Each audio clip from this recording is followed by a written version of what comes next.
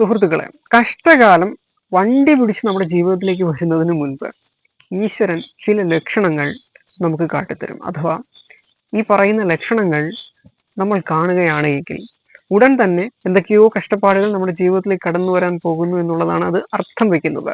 അതുകൊണ്ട് തന്നെ ഞാൻ ഈ പറയാൻ പോകുന്ന കാര്യങ്ങൾ നിങ്ങളുടെ ജീവിതത്തിൽ കണ്ടു കഴിഞ്ഞാൽ ഈശ്വരനോട് കൂടുതൽ അടുക്കുക എന്നുള്ളതാണ്. പ്രാർത്ഥിക്കുക, പൂജിക്കുക, ക്ഷേത്രങ്ങൾ സന്ദർശനം ചെയ്യുക, വഴിപാടുകൾ ചെയ്യുക, അതുപോലെ ഭക്തി ഗ്രന്ഥങ്ങൾ പാരായണം ചെയ്യുക, ധ്യാനം ശീലിക്കുക, മന്ത്രജപത്തിലേക്ക് ഏർപ്പെടുക, ശ്രദ്ധയോടുകൂടി ജീവിക്കുക എന്നുള്ളതൊക്കെയാണ്. അതിൽ ഒന്ന് എന്ന് പറയുന്നത് മുഖത്ത് കരിമംഗലം വീഴുക, അല്ലെങ്കിൽ കറുപ്പ് വരിക, മൂക്കിന്റെ ഈ ഭാഗങ്ങളിൽ കറുപ്പ് പറ്റുക, കവിളുകളില് ചെന്നിയിലൊക്കെ കറുത്ത പാടുകൾ വരികയാണ്. അതിങ്ങനെ പടർന്നു വരും.